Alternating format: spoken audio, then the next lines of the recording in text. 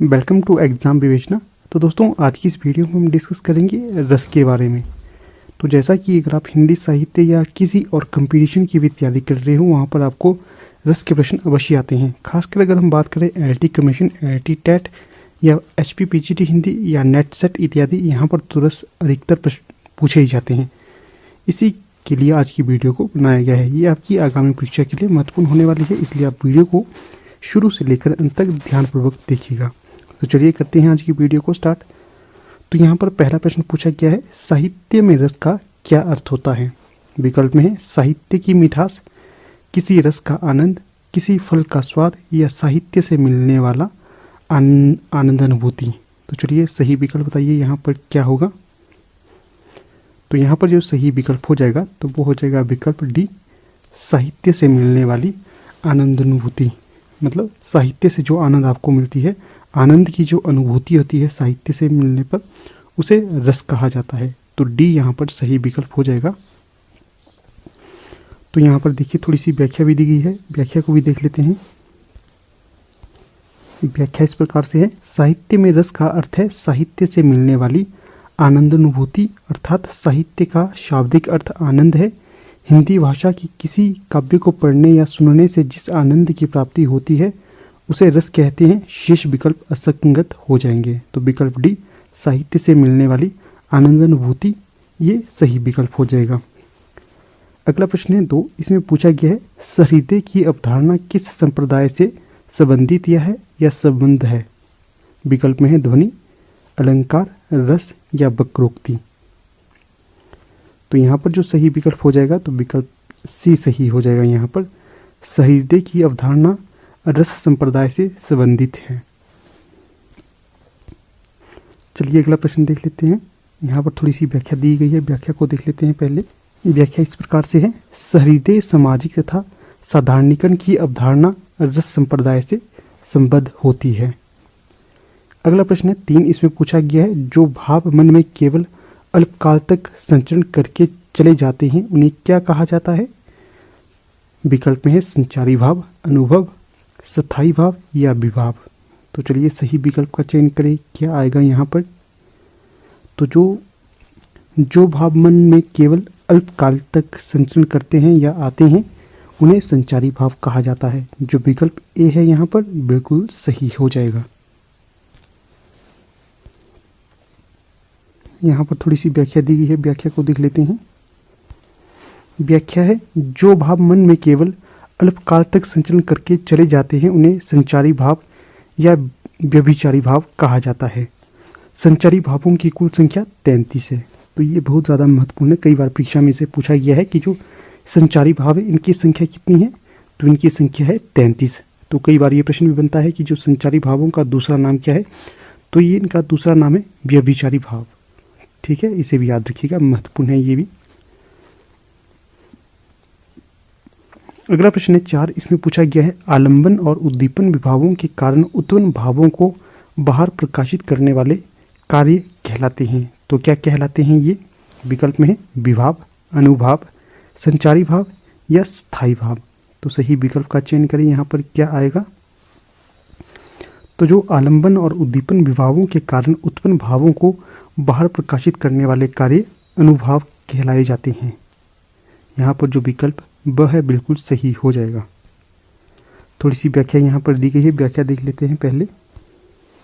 व्याख्या है, आलंबन और उद्दीपन विभावों के कारण उत्पन्न भावों को बाहर प्रकाशित करने वाले कार्य अनुभाव कहलाते हैं। क्या है, आलंबन और उद्दीपन विभावों के कारण उत्पन्न भावों को बाहर प्रकाशित करने वाले कार्य अनुभाव कहलाते हैं।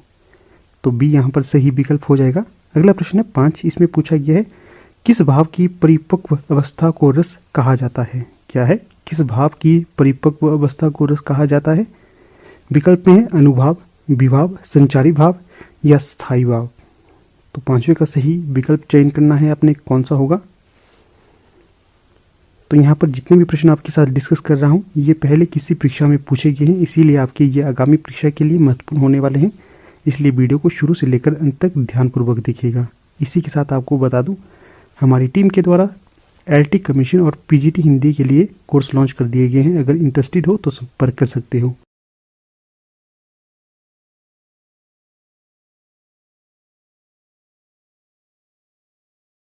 संपर्क सूत्र है 8219312129। डिस्क्रिप्शन बॉक्स में आपको नंबर मिल जाएगा, तो आप संपर्क कर सकते हो। तो चलिए अगला प्रश्न देख लेते हैं। इस प्रश्न का उत्तर था, किस भाव की परिपक्व अवस्था को रस कहा जाता है? तो ये कहा जाता है विकल्प डी, स्थायी भाव को। ठीक है, डी यहाँ पर सही विकल्प हो जाएगा। इसकी व्याख्या को देख लेते हैं। व्याख्या है, स्थायी भाव की परिपक्व अवस्था को रस कहा जाता है। स्थायी भाव ही रस का आधार है। स्थायी भाव की संख्या 9 मानी जाती है। एक रस में मूलतः एक ही स्थायी भाव होता है जो काव्य के शुरू से अंत तक बना रहता है। तो प्रश्न बन सकता है कि यह स्थायी भावों की संख्या कितनी है? 9। या रसों की संख्या कितनी मानी जाती है? तो 9 सही विकल्प हो जाएगा। अगला प्रश्न है 6। इसमें पूछा गया है संचारी भावों की कुल संख्या है। तो विकल्प में है 8, 9, 33 या 36। अभी पीछे हमने इसे डिस्कस करा था, तो बताइए इसका सही विकल्प क्या होगा? तो संचारी भावों की कुल संख्या मानी जाती है विकल्प सी, 33। सी यहाँ पर सही विकल्प हो जाएगा। व्याख्या देख लेते हैं। व्याख्या यहाँ पर, मन में संचरण करने वाले या आने वाले भावों को संचारी भाव या व्यभिचारी भाव कहा जाता है। क्या कहा जाता है? संचारी भाव या व्यभिचारी भाव। संचारी भावों की कुल संख्या 33 होती है। अगला प्रश्न है 7। अनुभाव के कितने रूप माने गए हैं? विकल्प में है 4, 9, 3 या 10। तो अनुभावों के कुल रूप माने गए हैं विकल्प ए, 4। ए यहाँ पर सही विकल्प हो जाएगा। यहाँ पर थोड़ी सी व्याख्या दी गई है, व्याख्या को देख लेते हैं। अनुभाव के 4 रूप माने गए हैं। एक है कायिक, दूसरा है वाचिक, तीसरा है आहार्य और चौथा है सात्विक। कौन कौन से है? कायिक, वाचिक, आहार्य और सात्विक। इसके पश्चात आगे है, रस को प्रकाशित करने वाली अनुकार्य की चेष्टाओं को अनुभाव कहा जाता है। अगला प्रश्न है 8। इसमें पूछा गया है भाव जिसके हृदय में रहते हैं उसे कहते हैं। क्या कहते हैं? आश्रय, आलंबन, उद्दीपन या आलंबनजन्य उद्दीपन। तो सही विकल्प क्या होगा यहाँ पर? तो 8वें का सही विकल्प हो जाएगा आश्रय। भाव जिसके हृदय में रहते हैं उसे आश्रय कहा जाता है। विकल्प ए यहाँ पर सही हो जाएगा। यहाँ पर थोड़ी सी व्याख्या दी गई है, व्याख्या को देख लेते हैं। भाव जिसके हृदय में जागृत होते हैं या रहते हैं उसे आश्रय कहते हैं, जबकि जिसे देखकर भाव पैदा होते हैं वह आलंबन होता है। प्रकृति, चित्रण, वातावरण इत्यादि उद्दीपन होते हैं। देखिए दोस्तों कितना सुंदर प्रश्न है। भाव जिसके हृदय में जागृत होते हैं या रहते हैं उसे क्या कहते हैं? उसे आश्रय कहा जाता है। जबकि जिसे देखकर भाव पैदा होते हैं, क्या है? जिसे देखकर भाव पैदा होते हैं उसे क्या कहा जाता है? उसे आलंबन कहा जाता है। इसके पश्चात प्रकृति, चित्रण, वातावरण इत्यादि उद्दीपन कहलाए जाते हैं। तो इस प्रश्न से आपसे या इस व्याख्या से आपसे 3 सीधे सीधे प्रश्न बन जाते हैं। पहला ये है कि आश्रय किसे कहा जाता है? आश्रय उसे कहा जाता है जिसके हृदय में भाव जागृत होते हैं उसे आश्रय कहा जाता है। और जिसे देखकर भाव पैदा होते हैं, उसे आलंबन कहा जाता है। और प्रकृति, चित्रण और वातावरण इत्यादि उद्दीपन है। ठीक है, इसे याद रखिएगा, महत्वपूर्ण है ये। अगला प्रश्न है यहाँ पर 9। इसमें पूछा गया है स्थायी भावों की संख्या मानी गई है। तो बताना है स्थायी भावों की संख्या कितनी मानी गई है। विकल्प में है 3, 4, 8 या 9। तो सही विकल्प का चयन करें। तो यहाँ पर जो सही विकल्प हो जाएगा तो वो हो जाएगा विकल्प डी, स्थायी भावों की संख्या 9 मानी गई है। डी सही विकल्प हो जाएगा। यहाँ पर थोड़ी सी व्याख्या दी गई है, व्याख्या को देख लेते हैं। व्याख्या है स्थायी भाव का अर्थ है प्रधान भाव। पूछा जा सकता है स्थायी भाव का क्या अर्थ होता है? तो स्थायी भाव का अर्थ होता है प्रधान भाव, जो विभाव, अनुभाव एवं संचारी भावों के संयोग से रस की अवस्था तक पहुंचता है। काव्य या नाटक में एक स्थायी भाव शुरू से अंत तक बना रहता है या होता है। स्थायी भावों की संख्या 9 मानी गई है। ये स्थायी भाव ही रस के आधार होते हैं। अगला प्रश्न 10। रससूत्र के जनक किसे माना जाता है या रससूत्र के प्रवर्तक किसे माना जाता है? बहुत ही अच्छा प्रश्न है। विकल्प में है भरतमुनि, अभिनवगुप्त, तुलसीदास या भट्टनायक। तो 10वें का सही विकल्प होगा विकल्प ए, भरतमुनि। रससूत्र के जनक भरतमुनि को माना जाता है। 10वें का सही विकल्प यहाँ पर ए हो जाएगा। तो इसकी व्याख्या देख लेते हैं। व्याख्या है, रससूत्र के जनक भरतमुनि को माना जाता है। इनके अनुसार रसों की संख्या 8 है, जबकि काव्य में रसों की संख्या 9 है। श्रृंगार रस को सर्वश्रेष्ठ रस इनके द्वारा माना गया है। तो देखिए, पहला तो प्रश्न यहाँ पर बनेगा, रससूत्र के जनक कौन है? भरतमुनि है। दूसरा प्रश्न ये बनेगा कि भरतमुनि के द्वारा रसों की संख्या कितनी मानी गई है? तो भरतमुनि के द्वारा रसों की संख्या 8 मानी गई है। ये प्रश्न कई बार सीधे सीधे परीक्षा में पूछा जाता है कि भरतमुनि के अनुसार रसों की संख्या कितनी है। तो यहाँ पर आपने 8 लिखना है, 9 नहीं, अगर भरतमुनि के अनुसार पूछा जाए। अगर पूछा जाए कि काव्य में रसों की संख्या कितनी है, तो ये 9 हो जाएगी। इसके पश्चात ये प्रश्न भी बनता है कि जो भरतमुनि के अनुसार सर्वश्रेष्ठ रस किसे माना गया है? तो ये माना गया है श्रृंगार रस को। अगला प्रश्न देख लेते हैं। तो ये है 11। इसमें पूछा गया है, वाक्यम रसात्मक काव्यम कहने वाले आचार्य कौन है? तो ये बहुत ही महत्वपूर्ण पंक्ति है। विकल्प में है मम्मट, विश्वनाथ, भरत या राजशेखर। तो सही विकल्प क्या होगा यहाँ पर? तो जो वाक्यम रसात्मक काव्यम ये कहने वाले आचार्य थे विश्वनाथ। विकल्प भी यहाँ पर सही हो जाएगा। तो यहाँ पर थोड़ी सी व्याख्या दी गई है, व्याख्या को देख लेते हैं। व्याख्या है, वाक्यम रसात्मक काव्यम अर्थात रसात्मक वाक्य ही काव्य है। यह वाक्य रस संप्रदाय के आचार्य विश्वनाथ ने दिया है। इसका अर्थ होता है रसात्मक वाक्य ही काव्य है। ये कथन किसका है? यह आचार्य विश्वनाथ का है। जो आचार्य विश्वनाथ है ये रस संप्रदाय के आचार्य रहे हैं। अगला प्रश्न है यहाँ पर 12। भरत के रससूत्र में निम्नलिखित में से किसका उल्लेख नहीं है? तो जो भरत मुनि थे उनके द्वारा रससूत्र प्रतिपादित किया गया था, जिसमें एक का उल्लेख नहीं दिया गया है। तो चलिए देख लेते हैं कौन सा है वो। विकल्प में है विभाव, अनुभाव, स्थायी भाव या संचारी भाव। तो यहाँ पर जो सही विकल्प हो जाएगा तो वो हो जाएगा विकल्प सी, स्थायी भाव का जिक्र उन्होंने नहीं किया था। बाकी विभाव, अनुभाव और संचारी भाव का जिक्र भरतमुनि के द्वारा किया गया था। तो यहाँ पर थोड़ी सी व्याख्या दी गई है, व्याख्या को देख लेते हैं पहले। व्याख्या है, रस संप्रदाय के प्रवर्तक भरतमुनि के रससूत्र विभाव, अनुभाव, व्यभिचारी, संयोगादर रस निष्पत्ति अर्थात विभाव, अनुभाव तथा व्यभिचारी के संयोग से रस की निष्पत्ति होती है। अतः भरतमुनि के रससूत्र में स्थायी भाव का उल्लेख नहीं मिलता है। स्थायी भाव का उल्लेख नहीं मिलता है। तो ये आपने रससूत्र याद रखना है। ये पूछा जा सकता है कि जो ये रससूत्र है किसका है? रससूत्र है विभाव, अनुभाव, व्यभिचारी, संयोग का दर रस निष्पत्ति। बहुत ही बड़ा रससूत्र है, ये भरतमुनि का हो जाएगा। अगला प्रश्न देख लेते हैं। निम्नलिखित में से कौन भरतमुनि के रससूत्र का एक व्याख्याकार नहीं होगा? विकल्प में है भट्टलोलट, क्षेमेंद्र, शंकुक, अभिनव गुप्त। तो 13वें का सही विकल्प बताना है आपने, क्या होगा? तो यहाँ पर जो सही विकल्प हो जाएगा तो वो हो जाएगा विकल्प बी, क्षेमेंद्र, जो भरतमुनि के रससूत्र के व्याख्याकार नहीं थे। बाकी जो भट्टलोलट, शंकुक और अभिनव गुप्त ये तीनों ही भरतमुनि के रससूत्र के व्याख्याकार थे। आगे थोड़ी सी व्याख्या दी गई है, व्याख्या को देख लेते हैं। व्याख्या है, नाट्यशास्त्र के प्रणेता आचार्य भरतमुनि के प्रसिद्ध रससूत्र हैं विभावानुभाव, व्यभिचारी, संयोगादर रस निष्पत्ति के प्रमुख व्याख्याकार भट्टलोलट, भट्टशंकुक, भट्टनायक, अभिनव गुप्त हैं।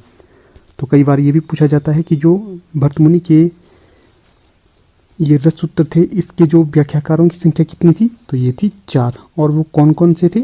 पहले थे भट्टलोलट, इनका समय है नविशती।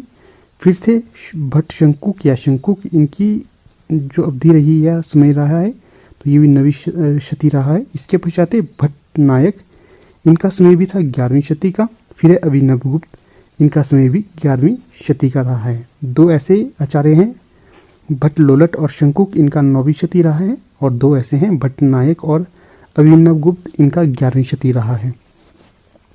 आगे है भट्टलोलट के रस सिद्धांत का उत्पत्तिवाद क्या है? जो भट्टलोलट थे इन्होंने रस सिद्धांत का उत्पत्तिवाद अपना एक संप्रदाय चलाया। इसके पश्चात भट्ट शंकुक थे, इन्होंने रस सिद्धांत का अनुमितिवाद, और जो भट्ट नायक थे इनका रस सिद्धांत पर भुक्तिवाद, तथा अभिनव गुप्त का रस सिद्धांत पर अभिव्यक्तिवाद संप्रदाय या इनके अपने बाद कहलाए।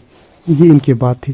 फिर से बता दूं, उत्पत्तिवाद रहा है भट्ट लोलट का, इसके पश्चात जो शंकुक का रहा है अनुमितिवाद, और जो भट्ट नायक इनका भुक्तिवाद रहा है, और जो अभिव्यक्तिवाद था ये अभिनव गुप्त का रहा है। आगे है, जबकि आचार्य क्षेमेंद्र औचित्य संप्रदाय के प्रवर्तक रहे हैं। इनके काव्यशास्त्री ग्रंथ का नाम है औचित्य विचार चर्चा। ठीक है, औचित्य संप्रदाय किससे रहा है? क्षेमेंद्र से। और औचित्य विचार चर्चा नामक ग्रंथ किसका है? ये भी क्षेमेंद्र का ही है। अगला प्रश्न है यहाँ पर 14, आचार्य भरत के रसूत्र की व्याख्या करते हुए अनुमितिवाद की स्थापना किसने की थी? तो दोस्तों बहुत सुंदर प्रश्न है, अभी हमने पीछे से डिस्कस किया था। तो चलिए बताइए सही विकल्प क्या होगा यहाँ पर। विकल्प में है आचार्य भट्ट लोलट, आचार्य अभिनव गुप्त, आचार्य शंकुक या आचार्य भट्ट नायक। आपने ऊपर नहीं देखना है, सीधे उत्तर देना है। तो यहाँ पर जो सही विकल्प हो जाएगा विकल्प सी, आचार्य शंकुक के द्वारा अनुमितिवाद की स्थापना की गई थी। थोड़ी सी व्याख्या यहाँ पर दी गई है, व्याख्या को देख लेते हैं पहले। व्याख्या है, एक तरफ यहाँ पर बाद दिए गए हैं और दूसरी तरफ आचार्य। तो बात को देख लेते हैं। अनुमितिवाद किसका था? शंकुक का। और उत्पत्तिवाद किसका था? भट्ट लोलट का। और फिर भुक्ति या भोगवाद किसका था? भट्ट नायक का। और अभिव्यक्तिवाद किसका था? ये अभिनव गुप्त का था। फिर से बता देता हूँ, अनुमितिवाद शंकुक का, उत्पत्तिवाद भट्ट लोलट का, भुक्तिवाद या भोगवाद भट्ट नायक का, और अभिव्यक्तिवाद अभिनव गुप्त का। अगला प्रश्न है यहाँ पर, आचार्य भरत के रसूत्र की व्याख्या शंकुक के सिद्धांत का नाम बताइए। क्या है? जो आचार्य भरत के रसूत्र के व्याख्याकार थे शंकुक, उनके संप्रदाय का नाम बताना है। विकल्प में अनुमितिवाद, भोगवाद, अभिव्यक्तिवाद या आरोपवाद। ये वाला नहीं देखना दोस्तों, आपने सीधे उत्तर बताना है, इससे आपकी तैयारी का पता चलेगा। तो यहाँ पर 15 का सही विकल्प हो जाएगा विकल्प ए, अनुमितिवाद इनका माना जाता है शंकुक का। यहाँ पर थोड़ी सी व्याख्या दी गई है। आचार्य भरत मुनि का रसूत्र के व्याख्याता शंकुक के सिद्धांत का नाम अनुमितिवाद है। तो फिर से यहाँ पर दिए गए हैं सिद्धांत और आचार्य। भट्ट लोलट का हो जाएगा उत्पत्तिवाद या आरोपवाद, ये नया आ गया। भट्ट लोलट का हो गया उत्पत्तिवाद और आरोपवाद। भट्ट शंकुक का हो गया अनुमितिवाद या अनुमानवाद, ये भी नया आ गया। फिर से भट्ट नायक इनका हो गया भुक्तिवाद या भोगवाद। और जो अभिनव गुप्त हैं इनका हो गया अभिव्यक्तिवाद। चलिए अगला प्रश्न देख लेते हैं। अगला प्रश्न भी बहुत सुंदर है। चित्ततुरंग न्याय पर किस आचार्य का सिद्धांत आधारित है? क्या है? चित्ततुरंग न्याय पर किस आचार्य का सिद्धांत आधारित है? विकल्प में अभिनव गुप्त, शंकुक, वामन या भट्ट नायक। विकल्प होगा बी, शंकुक। शंकुक का हो जाएगा चित्ततुरंग न्याय। ठीक है, बी सही विकल्प हो जाएगा। यहाँ थोड़ी सी व्याख्या यहाँ पर दी गई है, व्याख्या को देख लेते हैं। व्याख्या है, चित्ततुरंग न्याय पर आचार्य शंकुक का सिद्धांत आधारित है। अनुमितिवाद आचार्य शंकुक का सिद्धांत है। यह भरत के रसूत्र के व्याख्याता में से एक हैं। रसूत्र के चारों व्याख्याता भट्ट लोलट, भट्ट शंकुक, भट्ट नायक व अभिनव गुप्त हैं। भट्ट नायक साधारणीकरण से संबंधित रहे हैं। कौन रहे हैं साधारणीकरण से संबंधित? भट्ट नायक। ये प्रश्न बनता है साधारणीकरण से। अगला प्रश्न पूछा गया है 17, आचार्य शंकुक किस मत के प्रवर्तक माने जाते हैं? विकल्प में है अभिव्यक्तिवाद, अनुमितिवाद, भुक्तिवाद या उत्पत्तिवाद। तो इस प्रश्न का पीछे मैंने उत्तर दे दिया था, तो आशा करूंगा सभी इस प्रश्न का सही उत्तर देंगे। ठीक है, इस प्रश्न का उत्तर मैं नहीं दूंगा क्योंकि पीछे ही मैंने इसका उत्तर दिया है। चलिए यहाँ पर उत्तर दिख गया आपको, तो सही विकल्प हो जाएगा विकल्प भी, अनुमितिवाद। अगला प्रश्न है यहाँ पर 18, इसमें पूछा गया है भरत मुनि के अनुसार रसों की संख्या है। तो अभी मैंने पीछे बताया था आपको, भरत मुनि के अनुसार आपने बताना है रसों की संख्या कितनी है। विकल्प में है 8, 9, 11 या 10। तो इस प्रश्न का उत्तर भी मैं नहीं दूंगा क्योंकि पीछे ही मैंने आपको इसका उत्तर बताया था। अगला प्रश्न भी यहाँ पर सेम ही है। भरतमुनि रस के कितने भेद माने हैं? 9, 7, 5 या 8। तो इस प्रश्न का उत्तर भी मैं नहीं दूंगा आपको, तो आपको इसका उत्तर भी बताना है। तो अगला प्रश्न है, रस संप्रदाय के प्रवर्तक हैं, तो बताइए कौन है रस संप्रदाय के प्रवर्तक? अभिनवगुप्त, भरतमुनि, भामा या आनंदवर्धन। तो यहाँ पर सही विकल्प हो जाएगा, रस संप्रदाय के प्रवर्तक थे भरतमुनि, बी यहाँ पर सही विकल्प हो जाएगा। तो यहाँ पर देखिए थोड़ी सी व्याख्या दी गई है, एक तरफ प्रवर्तक है और दूसरी तरफ संप्रदाय है। तो चलिए देख लेते हैं इसे। भरतमुनि के द्वारा रस संप्रदाय का प्रवर्तन किया गया है और भामा के द्वारा अलंकार संप्रदाय का, आनंदवर्धन के द्वारा ध्वनि संप्रदाय का। तो याद रखिए, रस हो गया भरतमुनि से, अलंकार हो गया भामा से और ध्वनि हो गई आनंदवर्धन से। अभिनवगुप्त रससूत्र के व्याख्याकार रहे हैं, या इन्होंने भी आगे जो ध्वनि संप्रदाय है इसका प्रवर्तन किया था आनंदवर्धन के पश्चात, ठीक है ना। इन्हें भी जो ध्वनिवादी आचार्य माना जाता है अभिनवगुप्त को।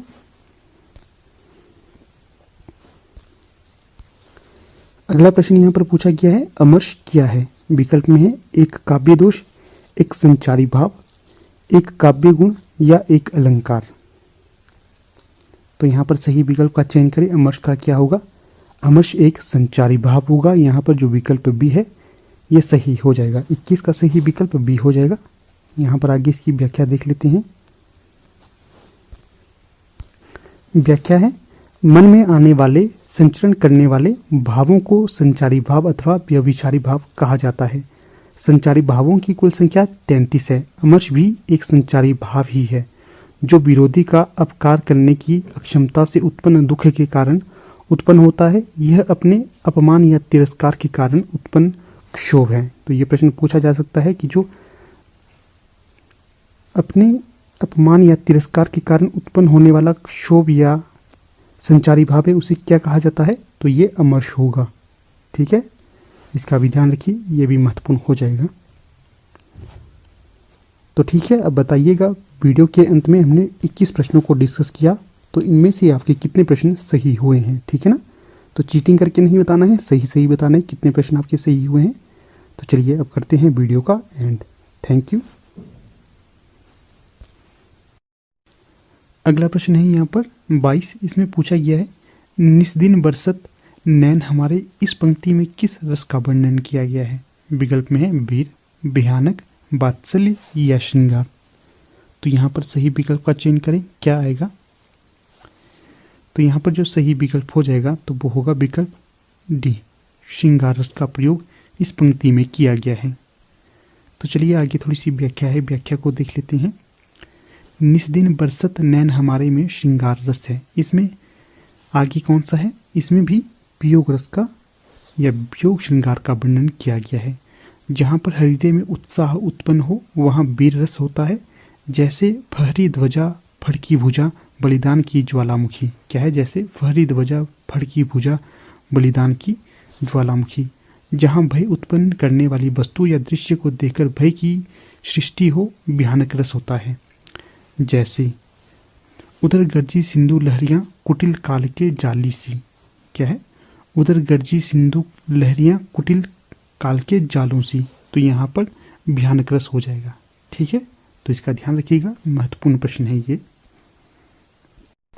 अगला प्रश्न यहाँ पर पूछा गया है, किस रस को रसराज भी कहा जाता है? बहुत ही सुंदर और बहुत ही इंपॉर्टेंट प्रश्न है ये वाला। विकल्प में है श्रृंगार रस, वीर रस, शांत रस या करुणा रस। तो सही विकल्प बताइए क्या आएगा यहाँ पर?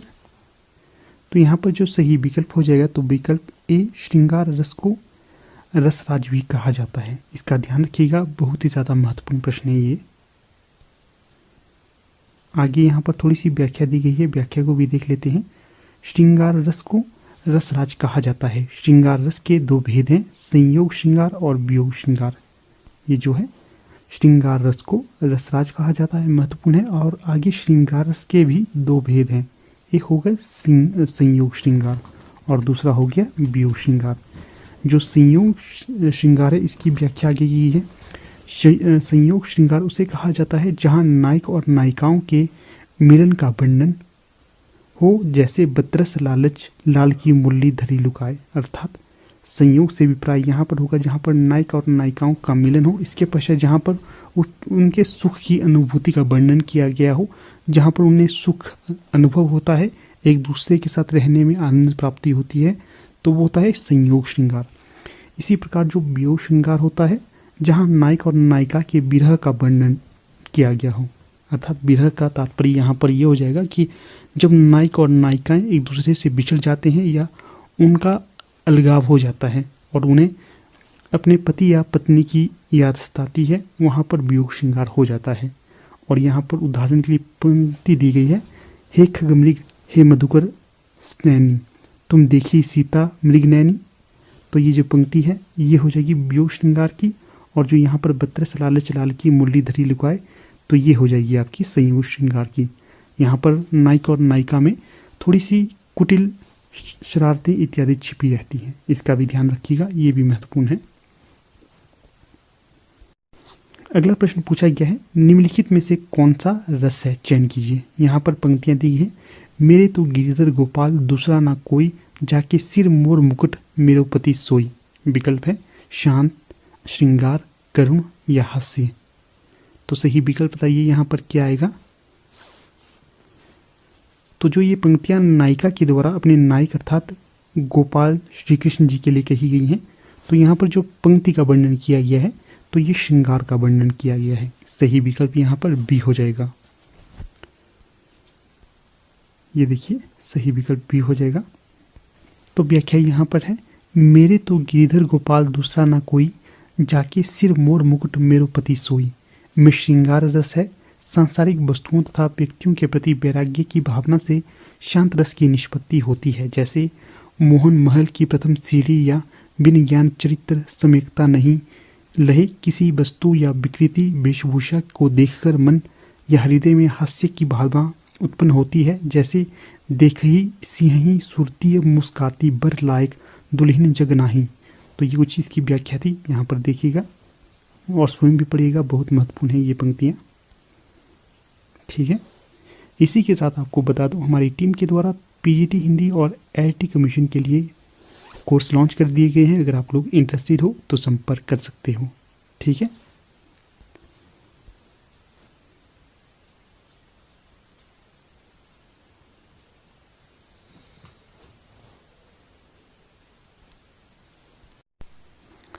अगला प्रश्न पूछा गया है यहाँ पर, श्रृंगार रस का स्थायी भाव क्या होगा। तो विकल्प में है माधुर्य, रति, संयोग या वियोग। तो सही विकल्प का चयन करें, क्या आएगा यहाँ पर। तो यहाँ पर आएगा विकल्प बी रति। जो रति है ये श्रृंगार रस का स्थायी भाव होता है। बाकी आगे थोड़ी सी व्याख्या दी गई है, व्याख्या को देख लेते हैं। श्रृंगार रस का स्थायी भाव रति होता है, अन्य सभी माधुर्य, संयोग, वियोग असंगत है। संयोग और वियोग श्रृंगार रस के दो भेद होते हैं, इसको भी याद रखिएगा, ये भी महत्वपूर्ण है। अगला प्रश्न है 26, इसमें पूछा गया है श्रृंगार रस का स्थायी भाव है। तो ये प्रश्न रिपीटेड है, तो सही विकल्प हो जाएगा विकल्प ए, रति ही श्रृंगार रस का स्थायी भाव होता है। तो थोड़ी सी व्याख्या यहाँ पर भी दी गई है, श्रृंगार रस का स्थायी भाव रति है, जबकि उत्साह वीर रस का है और विस्मय अद्भुत रस का है और निर्वेद शांत रस का है। क्या है, जो श्रृंगार का तो स्थायी भाव हो जाएगा रति, परंतु जो उत्साह है ये किसका होगा, ये वीर रस का हो जाएगा। और जो विस्मय है ये किसका है, ये अद्भुत रस का हो जाएगा। और जो निर्वेद है ये शांत रस का हो जाएगा। जो सबसे अधिक पूछा जाता है तो वो हो जाएगा निर्वेद। निर्वेद किस रस का स्थायी भाव है, तो ये शांत रस का स्थायी भाव है निर्वेद। अगला प्रश्न यहाँ पर पूछा गया है 27, किस रस को सभी रसों का अधिपति माना जाता है। विकल्प में है हास्य रस, भक्ति रस, श्रृंगार रस या वीर रस। तो सही विकल्प यहाँ पर हो जाएगा श्रृंगार रस को सभी रसों का अधिपति माना जाता है। सही विकल्प यहाँ पर सी हो जाएगा। चलिए थोड़ी सी व्याख्या है, व्याख्या को देख लेते हैं। श्रृंगार रस का स्थायी भाव रति या प्रेम होता है। इसके दो प्रकार के संयोग, इसके दो प्रकार हैं, कौन कौन से, संयोग और वियोग। श्रृंगार रस को रसराज, रसपति इत्यादि की उपाधि भी दी जाती है, इसका भी ध्यान रखिएगा। अगला प्रश्न यहाँ पर दिया गया है, श्रृंगार रस का स्थायी भाव क्या है? तो फिर से ये रिपीटेड प्रश्न है। तो जो श्रृंगार रस का स्थायी भाव है तो ये हो जाएगा सी, रति। तो चलिए देख लेते हैं आगे। यहाँ पर भी थोड़ी सी व्याख्या है, व्याख्या को देख लेते हैं। जहाँ नायक और नायिका के सौंदर्य तथा प्रेम संबंधी परिपक्व अवस्था का वर्णन होता है, वहाँ श्रृंगार रस होता है। इसका स्थायी भाव रति है। जैसे बतरस लालच लाल की मुरली धरी लुकाए, सोह करे वोहन हंसे, दैन कहीं नटी जाए। तो जो ये पंक्ति है इसमें हो जाएगा श्रृंगार रस या रति भाव का प्रकरण इसके द्वारा किया गया है। तो कई बार आपसे ये भी प्रश्न बन सकता है कि जो ये पंक्ति है किस कवि की पंक्ति है? तो ये पंक्ति हो जाएगी आपकी बिहारी जी की। चलिए अगला प्रश्न देख लेते हैं। तो जो ये प्रश्न है तो यहाँ पर पूछा गया है, बतरस लालच लाल की मुरली धरी लुकाए, सोह करे बहोन हंसे, दैन कहीं नटी जाए। तो अब इससे पहले इस प्रश्न से पहले ही मैंने आपको इसका उत्तर दे दिया है। तो आशा करता हूँ कि सभी इसका सही उत्तर देंगे। ठीक है, तो यहाँ पर सही विकल्प हो जाएगा, श्रृंगार रस का इन पंक्तियों के माध्यम से वर्णन किया गया है। जहाँ सहृदय के चित्त में रति नामक स्थायी भाव, विभाव, अनुभाव और संचारी भाव का संयोग होता है, वहाँ श्रृंगार रस की उत्पत्ति होती है। जैसे कहत नटत रिजत खिजत मिलत खिलत लजियात भरी नभौन में करत नैनुही सो बात। तो यहाँ पर कौन सा रस होगा? तो यहाँ पर हो जाएगा आपका श्रृंगार रस। और कौन सा रस होगा, श्रृंगार कौन सा भाग होगा? तो ये रति का वर्णन किया गया है यहाँ पर। ठीक है, तो इसका ध्यान रखिएगा, बहुत ही महत्वपूर्ण है ये। आगे अब हम डिस्कस करेंगे वियोग रस के बारे में। ठीक है, इससे पहले हमने श्रृंगार रस और संपूर्ण रसों के बारे में भी चर्चा कर ली है, तो आप उन्हें भी देख सकते हो ढंग से। तो चलिए अब स्टार्ट करते हैं वियोग रस के बारे में। तो अगला प्रश्न है, प्रश्न में प्रयुक्त रस के लिए सही विकल्प का हमने चयन करना है। तो प्रश्न पूछा गया है, हे खग मृग हे मधुकर नैनी, तुम देखी सीता मृग नैनी। तो बताना है जो ये पंक्तियां हैं यहाँ पर कौन सा रस प्रयोग में लाया गया है। विकल्प में है करुण रस, रौद्र रस, संयोग श्रृंगार रस या वियोग श्रृंगार रस। तो चलिए सही विकल्प का चयन करें। यहाँ पर क्या आएगा?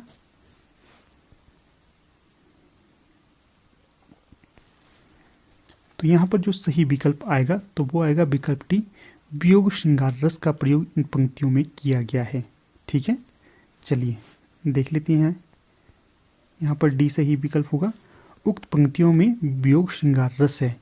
इसमें भगवान राम सीता के वियोग में दुखी होकर जंगल के पशु पक्षियों से सीता जी के विषय में पूछते हैं। ठीक है, चलिए अगला प्रश्न देख लेते हैं। अगले प्रश्न में पूछा गया है, निम्नलिखित में से कौन सा रस विभत्स का विरोधी है? तो बताना है विभत्स रस का विरोधी कौन सा है। विकल्प में है भयानक, वीर, श्रृंगार या करुण। तो सही विकल्प यहाँ पर हो जाएगा विकल्प सी, श्रृंगार रस विभत्स का विरोधी हो जाएगा। ठीक है, बाकी भयानक, वीर और करुण इसके विरोधी नहीं होंगे। ठीक है, चलिए देख लेते हैं आगे। यहाँ पर थोड़ी सी व्याख्या दी गई है, व्याख्या को देख लेते हैं। विभत्स का स्थायी भाव जुगुप्सा या घृणा से संबंधित है। इसका विरोधी रस श्रृंगार है जिसका स्थायी भाव है रति। भयानक रस का स्थायी भाव भय है, वीर रस का स्थायी भाव उत्साह तथा करुण रस का स्थायी भाव शोक है। इसका ध्यान रखिएगा, महत्वपूर्ण है ये। अगले प्रश्न में जाने से पहले आपको बता दूं, एग्जाम विवेचना के द्वारा एक पेड व्हाट्सएप ग्रुप लॉन्च कर दिया गया है। अगर आप लोग उसके मेंबर बनना चाहते हो तो 8219312129 पे संपर्क साधिए। ठीक है ना, आपने व्हाट्सएप मैसेज करना है, आपके सभी प्रश्नों के उत्तर आपको दे दिए जाएंगे। आपको बता देता हूँ, आप अगर इस व्हाट्सएप ग्रुप में जुड़ेंगे तो यहाँ पर आपको मान लीजिए जो ये लेक्चर आपके समक्ष प्रस्तुत कर रहा हूँ इसकी PDF में मिल जाएगी, और जो प्रतिदिन आपको करंट अफेयर मिलता है, डेली जीके के क्वेश्चन मिलते हैं, HP जीके के क्वेश्चन मिलते हैं, ये सभी सुविधाएं आपको उस व्हाट्सएप ग्रुप में मिल जाएंगी। बहुत ही महत्वपूर्ण है, बहुत ज़्यादा बच्चे उसके साथ जुड़ चुके हैं। अगर आप लोग भी जुड़ना चाहते हो तो दिए गए नंबर से संपर्क करिए, व्हाट्सएप आपने करना है। ठीक है ना, आपको डिस्क्रिप्शन बॉक्स में भी नंबर मिल जाएगा और वीडियो के एंड में भी आपको नंबर मिल जाएगा। ठीक है, तो चलिए अगला प्रश्न देख लेते हैं। अब अगला प्रश्न पूछा गया है, 32 अखियां हरि दर्शन की भूखी, कैसे रही रूप रस रांची, ए बतियां सुनी रूखी। उपयुक्त पंक्तियों में से कौन सा रस का प्रयोग किया गया है। जो पंक्तियां हैं बताना है यहाँ पर कौन सा रस का प्रयोग किया गया है। विकल्प में है वीर रस, वियोग श्रृंगार रस, शांत रस या संयोग श्रृंगार रस। तो चलिए सही विकल्प का चयन करें। यहाँ पर क्या आएगा, तो जो ये प्रस्तुत पंक्तियां हैं यहाँ पर आएगा शांत रस, ठीक है ना। सी यहाँ पर सही विकल्प हो जाएगा, सी नहीं बी होगा यहाँ पर, ठीक है, इसका ध्यान रखिए, बी सही विकल्प हो जाएगा। तो यहाँ पर थोड़ी सी व्याख्या भी दी गई है, व्याख्या को देख लेते हैं। अखियां हरि दर्शन की भूखी, कैसे रहे रूप रस रांची ए बतियां सुनी रूखी। इसमें वियोग श्रृंगार या वियोग रस का वर्णन किया गया है, क्योंकि हरि के दर्शन के लिए आंखें तरस रही है नायिका की। सूरसागर का यह पद्यांश गोपियों की विरह दशा का मार्मिक वर्णन किया गया है इनमें, ठीक है। तो 32 का यहाँ पर सही विकल्प बी होगा, सी नहीं, इसका भी ध्यान रखिए। अगला प्रश्न है 33, निस्दिन बरसत नयन हमारे। तो जो ये पंक्तियां हैं बताना है यहाँ पर कौन सा रस प्रयोग में लाया गया है।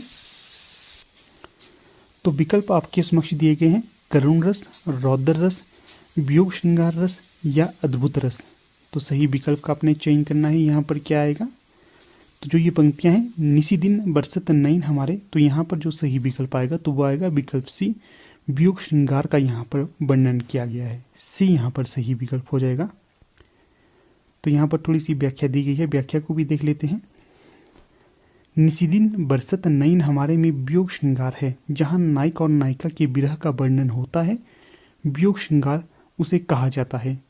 किसी प्रिय व्यक्ति की मृत्यु से उत्पन्न शोक करुण रस होता है। क्या है, किसी प्रिय व्यक्ति की मृत्यु से उत्पन्न शोक करुण रस होता है। जैसे शोक विकल सब रोमू रानी, रूपशील बल तेज बखानी। जहाँ शत्रु के अनुचित कार्यों को देखकर मन में क्रोध की भावना उत्पन्न हो, उसे रौद्र रस कहते हैं। जैसे जो तुम्हारे अनुशासन पावूं, कुंदुक ईब ब्राह्मण उठावूं। तो यहाँ पर कौन सा रस होगा, तो यहाँ पर होगा रौद्र रस, ठीक है, इसका भी ध्यान रखिएगा। चलिए अब आगे देख लेते हैं। अब आगे हम डिस्कस करेंगे हास्य रस को, ठीक है। चलिए देख लेते हैं हास्य रस का स्थायी भाव क्या है। पहला ही प्रश्न पूछा गया है 34, हास्य रस का स्थायी भाव क्या होगा। विकल्प में है हास, रति, रौद्र या विभत्स। तो चलिए सही विकल्प का चयन करें। यहाँ पर क्या आएगा, तो सही विकल्प जो यहाँ पर होगा तो वो होगा विकल्प ए, हास्य रस का स्थायी भाव हास हो जाता है, ए यहाँ पर सही विकल्प हो जाएगा। आगे इसकी थोड़ी सी व्याख्या भी दी गई है, व्याख्या को भी देख लेते हैं।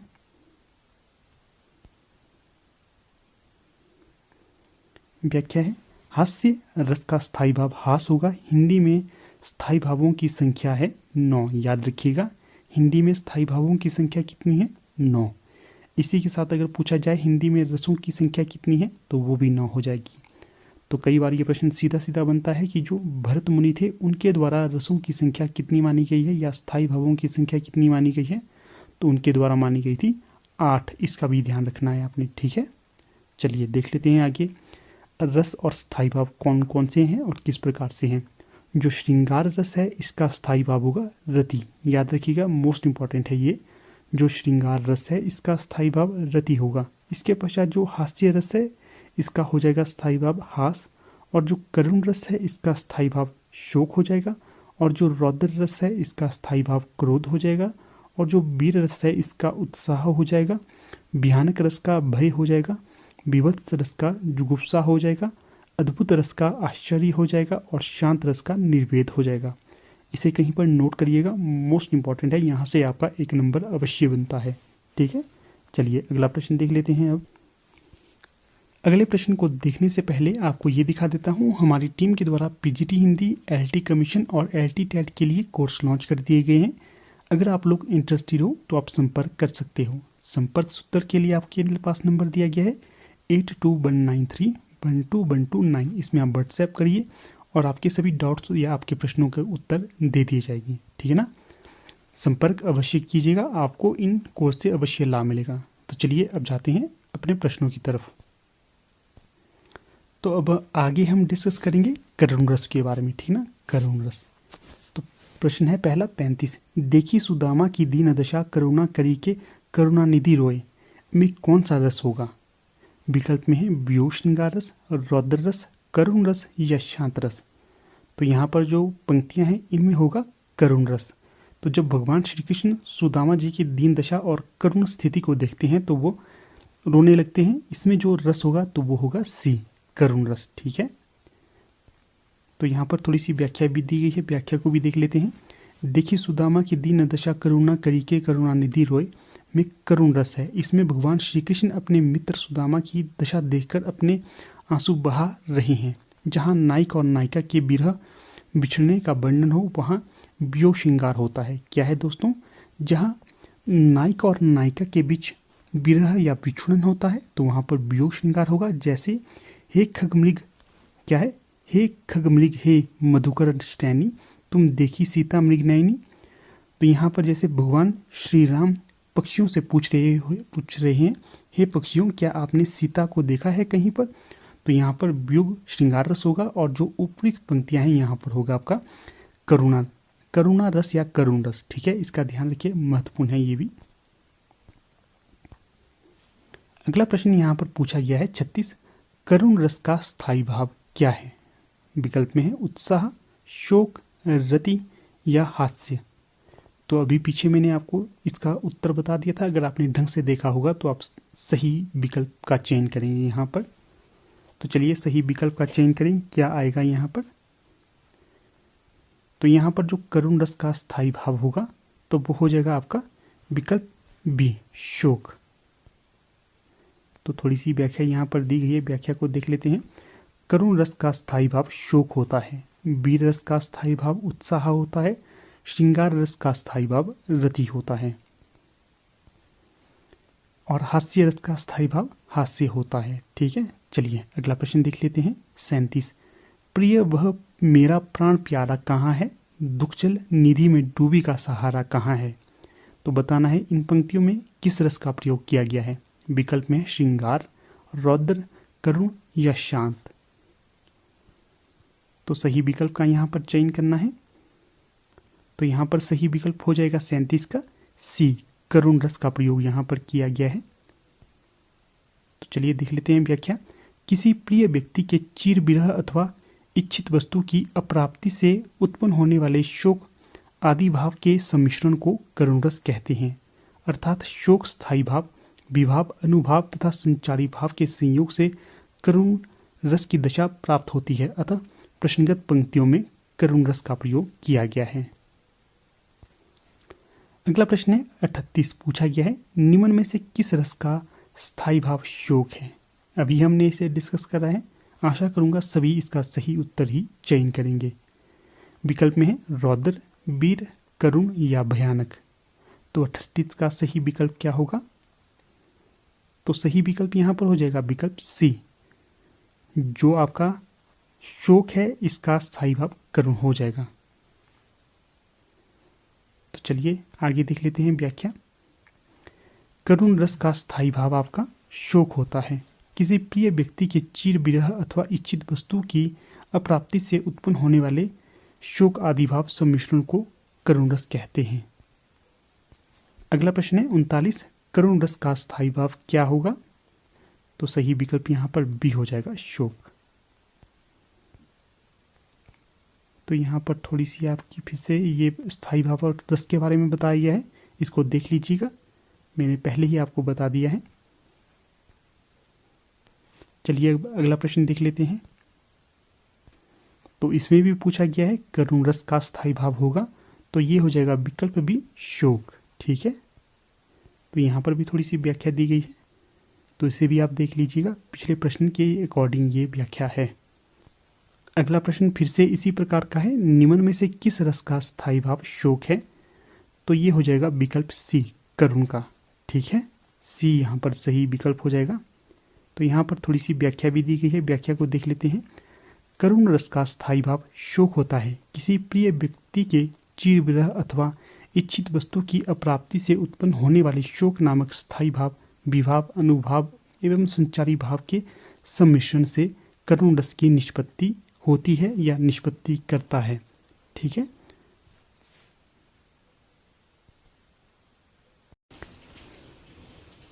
पांचवा रस है रौद्र रस। ठीक है, इससे पहले हमने 4 रसों को डिस्कस करा है, अगर अभी तक आपने उन्हें नहीं देखा है तो उन्हें भी देख लीजिए।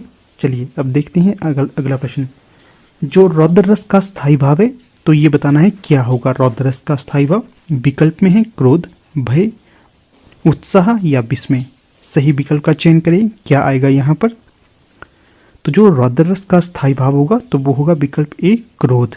ठीक है, ए सही विकल्प हो जाएगा यहाँ पर। तो थोड़ी सी व्याख्या यहाँ पर दी गई है।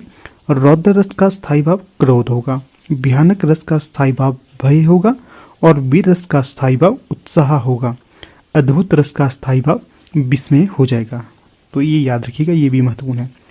अगले प्रश्न में बढ़ने से पहले आपको बता देता हूँ, एग्जाम विवेचना के द्वारा पेड व्हाट्सएप ग्रुप लॉन्च कर दिया गया है। अगर आप लोग उसके मेंबर बनना चाहते हो तो आप 8219312129 पे मैसेज कीजिएगा, आपको मेंबर बना दिया जाएगा। पेड ग्रुप है ये, ठीक है ना। इसी के साथ इसकी विशेषताएं बता दूं, यहाँ पर आपको हर एक व्याख्यान की पीडीएफ मिल जाती है। जैसे कि ये व्याख्यान है, इसका भी पीडीएफ आपको वहाँ पर उपलब्ध हो जाएगा। इसी के साथ वहाँ पर डेली आपको करंट अफेयर उपलब्ध करवाया जाता है, डेली जीके उपलब्ध करवाया जाता है, हिमाचल जीके उपलब्ध कराया जाता है और भी महत्वपूर्ण चीज़ें वहाँ पर उपलब्ध करवाई जाती है। आपको वहाँ पर तैयारी करने का एक उचित प्लेटफॉर्म मिल जाएगा। ठीक है, अगर इंटरेस्टेड हो तो संपर्क अवश्य कीजिएगा। चलिए अब देख लेते हैं अगला प्रश्न। अगले प्रश्न में पूछा गया है, क्रोध किस रस का स्थायी भाव है। तो अभी हमने इसे डिस्कस करा है। विकल्प में है विभत्स, भयानक और रौद्र या वीर। तो चलिए सही विकल्प का चयन करें।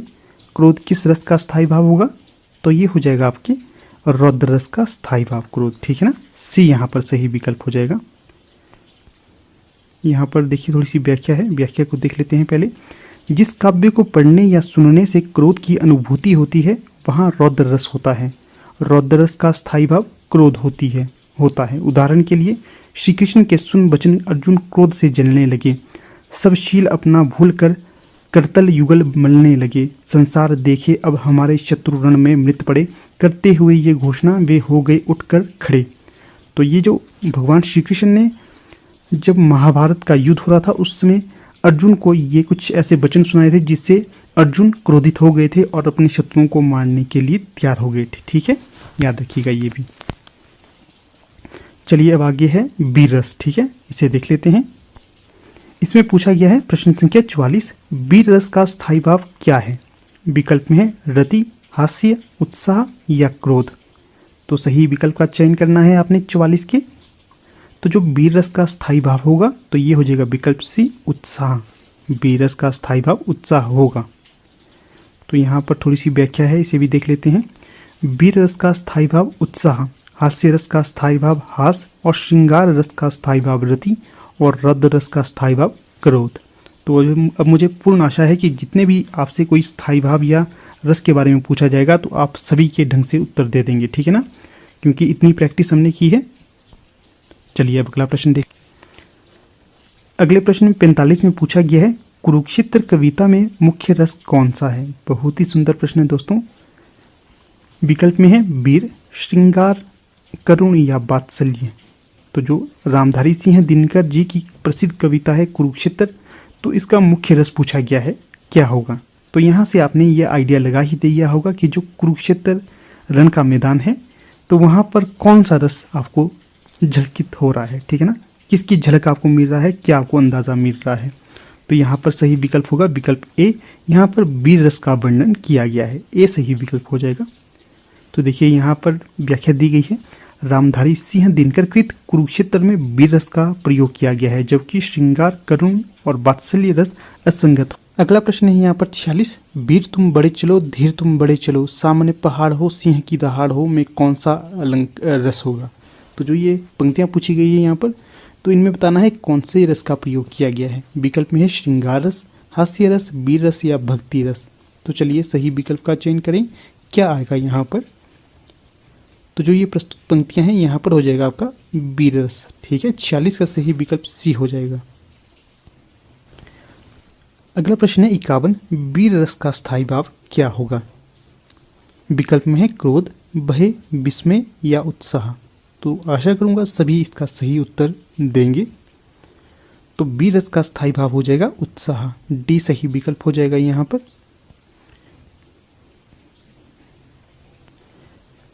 यहाँ पर थोड़ी सी व्याख्या है, इसे देख लीजिएगा। अगला प्रश्न है 52, चमक उठी सन 57 में वह तलवार पुरानी थी, में रस का भेद बताइए। कौन सा रस है यहाँ पर? भक्ति रस, वीर रस, हास्य रस या श्रृंगार रस? तो चलिए सही विकल्प का चयन करें, क्या आएगा? तो 52 का सही विकल्प हो जाएगा विकल्प बी। जो ये पंक्तियां हैं, चमक उठी सन 57 में बहुत तलवार पुरानी थी, तो यहाँ पर बी रस हो जाएगा। 52 का सही विकल्प बी हो जाएगा। तो जो बी रस का स्थायी भाव है तो ये उत्साह हो जाएगा, ठीक है, इसको भी ध्यान रखिएगा। अगला प्रश्न है 53। हिमाद्री तुंग शुंग से प्रबुद्ध शुद्ध भारती स्वयं प्रभा समुज्ज्वला स्वतंत्रता पुकारती। जो ये पंक्तियां हैं, बताना है इनमें से कौन सी पंक्तियों की झलक आपको मिल रही है। विकल्प में है श्रृंगार, वीर, हास्य या भयानक। तो यहां पर सही विकल्प हो जाएगा विकल्प बी। प्रस्तुत पंक्तियों में वीर रस है। प्रस्तुत पंक्तियों में वीर रस है। जिस काव्य को पढ़ने से मन में उत्साह नामक स्थायी भाव की जागृति होती है उसे वीर रस कहते हैं। इसका स्थायी भाव उत्साह होगा। चलिए आगे देख लेते हैं, यह है भयानक रस। अब अगला प्रश्न है 54। जुगुप्सा का स्थायी भाव किस रस से संबंधित होगा? विकल्प में है करुण रस और रौद्र रस, विभत्स रस या अद्भुत रस। तो सही विकल्प का चयन कीजिए, क्या आएगा यहाँ पर? तो 54 का सही विकल्प हो जाएगा सी, विभत्स रस। जुगुप्सा विभत्स रस का स्थायी भाव है। जब किसी दृश्य को देखकर या याद कर मन में जुगुप्सा या घृणा की भाव उत्पन्न हो जाती है तो वहां पर विभत्स रस होता है। जैसे सिर पर बैठे हो काग आंख दो खात निकारत, खींचत जिभहि सियार अति ही आनंद उर धारत, गिद्ध जांधी को खोदी खोदी के मांस उपारत, स्वान आंगूरिन काटी काटी के खात बिदारत। तो यहाँ पर घृणा या आप बोल सकते हैं विभत्स रस का वर्णन किया गया है इन पंक्तियों के माध्यम से। चलिए अगला प्रश्न देख लेते हैं। प्रश्न सिंपल है, पूछा गया है 55 में जुगुप्सा किस रस का स्थायी भाव है? विकल्प में है अद्भुत, भयानक, विभत्स या रौद्र। सिंपल सा प्रश्न है और सही उत्तर हो जाएगा विकल्प सी। जुगुप्सा का स्थायी भाव हो जाएगा विभत्स। व्याख्या दी गई है, जुगुप्सा विभत्स रस का स्थायी भाव है, अद्भुत रस का स्थायी भाव विस्मय है, भयानक रस का स्थायी भाव भय है और रौद्र रस का स्थायी भाव क्रोध होगा। तो ठीक है, ध्यान रखिएगा, ये महत्वपूर्ण है। चलिए अब अगले प्रश्न की ओर बढ़ते हैं। अगला प्रश्न यहाँ पर पूछा गया है 56। विभत्स रस का स्थायी भाव बताइए, क्या होगा? भय, निर्वेद, जुगुप्सा या घृणा। तो बताना है सही विकल्प क्या होंगे यहाँ पर। तो जो विभत्स रस का स्थायी भाव होगा तो ये जुगुप्सा और घृणा दोनों हो जाएंगे। सी और डी यहाँ पर सही विकल्प हो जाएगा। जिस काव्य को पढ़ने या सुनने से घृणा भाव की प्रधानता आ जाती है वहां पर विभत्स रस का वर्णन किया होता है। इस रस का स्थायी भाव जुगुप्सा या घृणा होता है। इसका भी ध्यान रखिए, ये भी महत्वपूर्ण है। अगला प्रश्न पूछा गया है, जहां तहां मज्जा मांस रुचिर, लखी परत पकारे, जित जित छिटके हार, सेत कहूँ कहूँ रत्नारे। इस अवतरण में है, बताना है यहाँ पर कौन सा रस है। यहाँ पर आपने जब ये पंक्तियाँ सुनी तो आपको क्या महसूस हुआ, आप उसका वर्णन कर सकते हैं। विकल्प में है विभत्स रस का वर्णन किया गया है, अद्भुत रस का वर्णन किया गया है, या भयानक रस का वर्णन किया गया है, या हास्य रस का वर्णन किया गया है। तो चलिए सही विकल्प का चयन करें। तो 57 का सही विकल्प हो जाएगा विकल्प ए, विभत्स रस। ठीक है, ए सही विकल्प हो जाएगा यहाँ पर। इस काव्य को पढ़कर मन में जुगुप्सा घृणा के भाव की प्रधानता आती है तथा यहाँ पर विभत्स रस का वर्णन किया गया है। चलिए अगला प्रश्न देख लेते हैं। प्रश्न सिंपल है, 58। विभत्स रस का स्थायी भाव है, बताइए क्या है? उत्साह, जुगुप्सा, निर्वेद या विस्मय।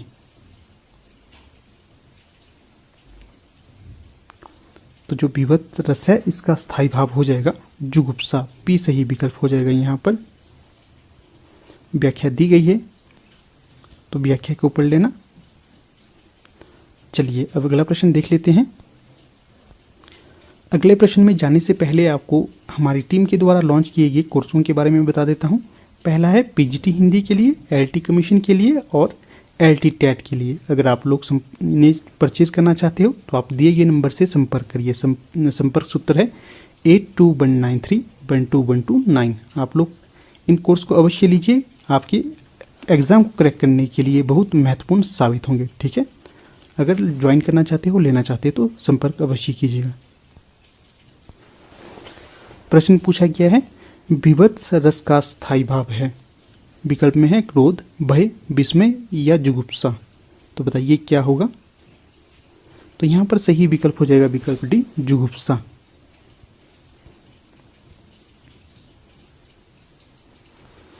तो यहाँ पर एक तरफ रस दिए गए हैं और दूसरी तरफ स्थायी भाव, तो इन्हें भी डिस्कस कर लेते हैं। जो श्रृंगार रस है इसका स्थायी भाव होगा रति या प्रेम। याद रखना है, रति या प्रेम। करुण का हो जाएगा शोक, हास्य का हो जाएगा हास, वीर का हो जाएगा उत्साह, रौद्र का हो जाएगा क्रोध, बीभत्स का हो जाएगा जुगुप्सा, ग्लानि और घृणा। क्या है बीभत्स के? जुगुप्सा, ग्लानि और घृणा। भयानक का भय, अद्भुत का विस्मय और आश्चर्य हो जाएगा। अद्भुत क्या क्या होंगे? विस्मय और आश्चर्य। और शांत का क्या होगा? निर्वेद और वैराग्य। शांत के होंगे दो, निर्वेद और वैराग्य। तो इन्हें याद कीजिएगा या स्क्रीनशॉट लीजिएगा या नोट कीजिएगा, महत्वपूर्ण है ये आपकी परीक्षा के लिए। ठीक है ना? तो चलिए ठीक है, आगे अब हम डिस्कस करेंगे अद्भुत रस के बारे में। ठीक है, इससे पहले हमने 7 रस डिस्कस कर ली है क्रमबद्ध तरीके से। अगर आपने उन्हें नहीं देखा है तो उन्हें भी देख सकते हो। ठीक है, तो चलिए करते हैं अब हम डिस्कस आगे। प्रश्न संख्या है 60। इसमें पूछा गया है, विस्मय स्थायी भाव किस रस में होता है। क्या है प्रश्न? जो विस्मय स्थायी भाव होता है ये किस रस में होता है, तो ये बताना है। यहाँ पर विकल्प में है हास्य, शांत, अद्भुत या बीभत्स। तो यहाँ पर जो सही विकल्प हो जाएगा तो वो विकल्प सी हो जाएगा। जो विस्मय स्थायी भाव होता है ये होता है अद्भुत रस में, तो सी सही विकल्प हो जाएगा। थोड़ी सी व्याख्या है, व्याख्या को भी देख लेते हैं। अद्भुत रस का स्थायी भाव विस्मय है, और हास्य रस का स्थायी भाव हास है। शांत रस का स्थायी भाव निर्वेद है। निर्वेद के साथ शम और वैराग्य भी है। ठीक है, शांत रस के स्थायी भाव कौन कौन से हैं? निर्वेद, शम और वैराग्य। इसी प्रकार बीभत्स रस का स्थायी भाव जुगुप्सा या घृणा होगा। ठीक है, तो चलिए अब अगले प्रश्न को देख लेते हैं। अगले प्रश्न को स्टार्ट करने से पहले आपको दिखा देता हूँ, हमारी टीम के द्वारा पीजीटी हिंदी, एलटी कमीशन और एलटी टेट के लिए कोर्स लॉन्च कर दिए गए हैं। अगर आप लोग इन्हें ज्वाइन करने के इंटरेस्टेड हो तो संपर्क करिए। संपर्क सूत्र है 8219312129। इस पे आप व्हाट्सएप मैसेज या कॉल कीजिएगा, आपके सभी प्रश्नों का उत्तर दे दिया जाएगा। ठीक है ना? तो चलिए अब जाते हैं प्रश्नों की तरफ। तो प्रश्न यहाँ पर पूछा गया था, विस्मय स्थायी भाव किस रस में होता है। तो चलिए सही उत्तर का दीजिए, इसका क्या सही उत्तर होगा। तो जो विस्मय स्थायी भाव होता है ये किस रस में होता है, तो ये होता है विकल्प सी, अद्भुत में। सी सही विकल्प हो जाएगा। यहाँ पर थोड़ी सी व्याख्या भी दी गई है, व्याख्या को भी देख लेते हैं। विस्मय अद्भुत रस का स्थायी भाव है। शांत रस का स्थायी भाव निर्वेद है। हास्य रस का स्थायी भाव हास है तथा बीभत्स रस का स्थायी भाव जुगुप्सा या घृणा है। अगला प्रश्न देख लेते हैं। प्रश्न है 62। भारतीय वृत्ति का संबंध किस रस से है। बहुत सुंदर प्रश्न है। भारतीय वृत्ति का संबंध किस रस से है। विकल्प में है वीर रस, बीभत्स, अद्भुत या हास्य। तो सही विकल्प यहाँ पर सी हो जाएगा, अद्भुत के साथ। अगला प्रश्न देख, प्रश्न संख्या 63।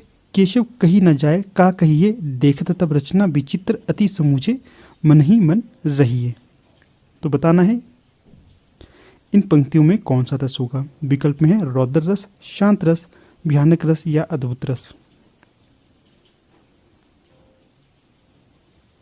तो यहाँ पर जो रस होगा तो वो होगा विकल्प डी, अद्भुत रस। ठीक है,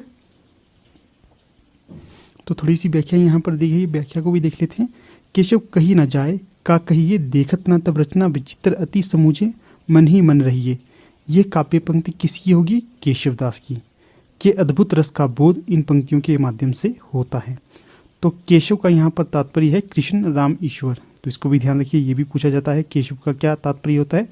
पर जो ये पंक्तियां हैं ये जो रीतिकाल के प्रमुख कवि रहे हैं केशवदास, उनकी होंगी ये पंक्तियां। ठीक है, चलिए अगला प्रश्न देख लेते हैं। पूछा गया है 64। विस्मय स्थायी भाव किस रस में होता है। क्या है जो विस्मय स्थायी भाव होता है, ये पूछा गया है किस रस में होता है। ये विकल्प में है विभत्स, अद्भुत, शांत या हास्य। तो यहाँ पर जो सही विकल्प हो जाएगा तो वो हो जाएगा विकल्प बी, अद्भुत में होता है विस्मय स्थायी भाव।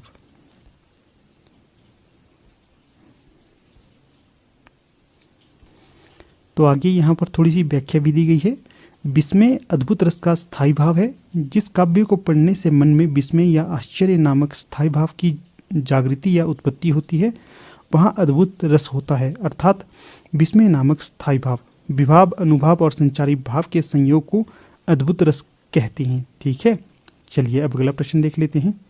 अद्भुत रस का स्थायी भाव क्या है? अभी हमने इसे ऊपर पढ़ा। विकल्प में है क्रोध, उत्साह, विस्मय या भय। तो चलिए सही विकल्प का चयन करें। तो यहाँ पर सही विकल्प हो जाएगा विकल्प सी, विस्मय। अद्भुत रस का स्थायी भाव विस्मय हो जाएगा, सी यहाँ पर सही विकल्प हो जाएगा। आगे व्याख्या है, जहाँ अलौकिक या आश्चर्यजनक वस्तुओं या घटनाओं को देखकर हृदय में जो विस्मय या आश्चर्य का भाव उत्पन्न होता है वहाँ अद्भुत रस पाया जाता है। इसका स्थायी भाव विस्मय होता है। ठीक है, अगला प्रश्न है 66। विस्मय स्थायी भाव किस रस में होता है? विकल्प में है विभत्स, अद्भुत, शांत या हास्य। तो सही विकल्प हो जाएगा 66 का बी, अद्भुत। तो व्याख्या भी यहाँ पर दी गई है, व्याख्या को भी देख लेते हैं। विस्मय अद्भुत रस का स्थायी भाव है। जिस काव्य को पढ़ने से मन में विस्मय या आश्चर्य नामक स्थायी भाव की उत्पत्ति होती है वहाँ अद्भुत रस होता है। अर्थात विस्मय नामक स्थायी भाव विभाव, अनुभाव, संचारी भाव के संयोग को अद्भुत रस कहते हैं। चलिए अब अगला प्रश्न देख लेते हैं। अब हम आगे डिस्कस करेंगे शांत रस के बारे में और ये अंतिम 9वां रस भी होगा। तो हमारे द्वारा बहुत सी वीडियो बनाई गई है अलग अलग रसों पर, तो आपकी सुविधा के लिए सभी वीडियो को मर्ज कर दिया जाएगा। तो आपको एक ही वीडियो में सारे रस देखने को मिल जाएंगे। अगर किसी ने अलग से देखनी हो तो वो अलग से भी देख लेगा और मर्ज भी कर दी जाएगी वीडियो। ठीक है ना, तो वहाँ पर आपको सभी रस मिल जाएंगे एक ही वीडियो के अंदर। चलिए अब अगला प्रश्न देख लेते हैं। 67। निर्वेद किस रस का स्थायी भाव है? विकल्प में है शांत, हास्य, करुण या श्रृंगार। तो यहाँ पर 67 का सही विकल्प होगा विकल्प ए, जो निर्वेद है ये शांत रस का स्थायी भाव होगा। 67 का सही विकल्प ए हो जाएगा। तो यहाँ पर थोड़ी सी व्याख्या भी है, व्याख्या को भी देख लेते हैं। निर्वेद वैराग्य शम शांत रस का स्थायी भाव है। रस एवं उनके स्थायी भाव इस प्रकार से हैं। रस है श्रृंगार रस, इसका स्थायी भाव है रति। हास्य रस का स्थायी भाव हास होगा। वीर रस का स्थायी भाव उत्साह होगा। रौद्र रस का स्थायी भाव क्रोध होगा। अद्भुत रस का स्थायी भाव आश्चर्य होगा। विभत्स रस का स्थायी भाव जुगुप्सा या घृणा होगा। करुण रस का स्थायी भाव शोक होगा। भयानक रस का स्थायी भाव भय होगा। शांत रस का स्थायी भाव वैराग्य शम निर्वेद होंगे। और वात्सल्य रस का स्थायी भाव वत्सलता होगा। और भक्ति रस का स्थायी भाव भगवत विषय रति होगा। ठीक है, महत्वपूर्ण है, इन्हें भी याद रखिएगा। अगला प्रश्न है यहाँ पर 68। इसमें पूछा गया है, मन रे तन कागज का पुतला, लागे बूंद बिनसी जाए छिन में, गर्व करे क्या इतना। इन पंक्तियों में कौन सा रस प्रस्तुत किया गया है? विकल्प में है भक्ति रस, श्रृंगार रस, करुण रस या शांत रस। तो चलिए बताइए सही विकल्प यहाँ पर कौन सा आएगा? तो सही विकल्प यहाँ पर हो जाएगा विकल्प डी, शांत रस। तो थोड़ी सी व्याख्या यहाँ पर दी गई है, व्याख्या को भी देख लेते हैं। जिन विषयों या उद्दीपनों से परमात्मा के वास्तविक रूप का ज्ञान होता है और अन्य विषयों से वैराग्य हो जाता है वहाँ शांत रस की निष्पत्ति होती है। मनरे जो पंक्तियाँ हैं, ये पंक्तियाँ हैं, इस पद्य में कवि ने तन को कागज के पुतले के समान बताया है जो क्षण भर में पानी की बूंदों से नष्ट हो सकता है। फिर भी इस तन पर इतना गुमान क्यों है? यहाँ पर कवि के कहने का तात्पर्य ये है। ठीक है ना, यहाँ पर कवि तन को छोड़कर परमात्मा के प्रति अनुराग पैदा करता है। तो यहाँ पर जो पंक्तियाँ हैं शांत रस प्रस्तुत किया गया है। तो दोस्तों जो ये सारी वीडियोज़ मैंने बनाई है रस के ऊपर, तो मुझे पूर्ण आशा है कि अगर कभी आप पर रस के ऊपर आपसे प्रश्न पूछा जाएगा तो आप सभी प्रश्नों के उत्तर सही करेंगे, क्योंकि बहुत सी व्याख्या यहाँ पर आपके समक्ष प्रस्तुत की गई है।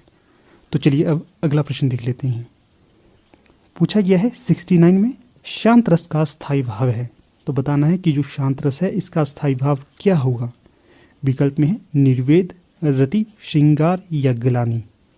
तो सही विकल्प का चयन करें, क्या आएगा यहाँ पर। तो जो शांत रस का स्थायी भाव होगा तो वो होगा विकल्प ए निर्वेद, याद रखिए। तो थोड़ी सी व्याख्या भी दी गई है, व्याख्या को भी देख लेते हैं। शांत रस का स्थायी भाव निर्वेद है, श्रृंगार रस का स्थायी भाव रति है, जबकि विभत्स रस का स्थायी भाव घृणा या जुगुप्सा है। अगला प्रश्न है 70। तो इसमें पूछा गया है किस रस का स्थायी भाव निर्वेद है। विकल्प में है भक्ति, शांत, वात्सल्य या श्रृंगार। तो सही विकल्प का चयन कीजिए। तो सही विकल्प का चयन इस प्रकार से है, सही विकल्प बी हो जाएगा यहाँ पर, शांत। तो व्याख्या भी दी गई है, व्याख्या को भी देख लेते हैं। जिस काव्य को पढ़कर या सुनकर मन में निर्वेद शांत भाव की प्रधानता आ जाती है वहाँ शांत रस होता है। इसका स्थायी भाव शम, निर्वेद, वैराग्य होता है। भरतमुनि के नाट्यशास्त्र में शांत रस का वर्णन नहीं मिलता है। बहुत बहुत बहुत ज़्यादा प्रश्न, इंपॉर्टेंट प्रश्न है ये वाला। पूछा जाता है कि भरतमुनि के द्वारा रसों की संख्या कितनी मानी गई है, तो 8 मानी गई है इनके द्वारा। और ये भी प्रश्न बनता है कि भरतमुनि ने किस रस का वर्णन नहीं किया है, तो शांत रस का वर्णन भरतमुनि के द्वारा नहीं किया गया है। वैसे तो रसों की संख्या 9 है, पर भरतमुनि 8 मानते हैं, ठीक है। शांत रस का वर्णन ये नहीं करते हैं, ठीक है। तो कई बार ये प्रश्न भी बनता है कि जो भरतमुनि की रचना का नाम क्या है, तो ये नाट्य शास्त्र इनकी रचना हो जाएगी, ठीक है। तो अब वीडियो का समापन कर लेते हैं, ठीक है। वीडियो को समाप्त करने से पहले आपको बता देता हूँ, एग्जाम विवेचना के द्वारा पेड व्हाट्सएप ग्रुप लॉन्च कर दिया गया है। अगर आप लोग इंटरेस्टेड हो मेंबर बनने के तो आप संपर्क कर सकते हो। नंबर है 829193121229। डिस्क्रिप्शन बॉक्स में भी आपको नंबर मिल जाएगा ये। तो ये भी बता देता हूँ, जो व्हाट्सएप ग्रुप बनेगा वहाँ पर आपको डेली प्रत्येक लेक्चर का जो PDF है, ये जो इस प्रकार ये जो PDF है, ये भी आपको वहाँ पर उपलब्ध करवा दिया जाएगा। जब आपसे कोई व्याख्यान प्रस्तुत किया जाएगा उसके पश्चात आपको PDF भी प्रदान कर दी जाएगी। और इसी के साथ वहाँ पर डेली करंट अफेयर मिलता है, डेली GK मिलता है। इसी के पश्चात HB GK और अन्य महत्वपूर्ण चीज़ें भी वहाँ पर आपको उपलब्ध करवाई जाती हैं। तो ठीक है, वीडियो का समापन कर लेते हैं। धन्यवाद।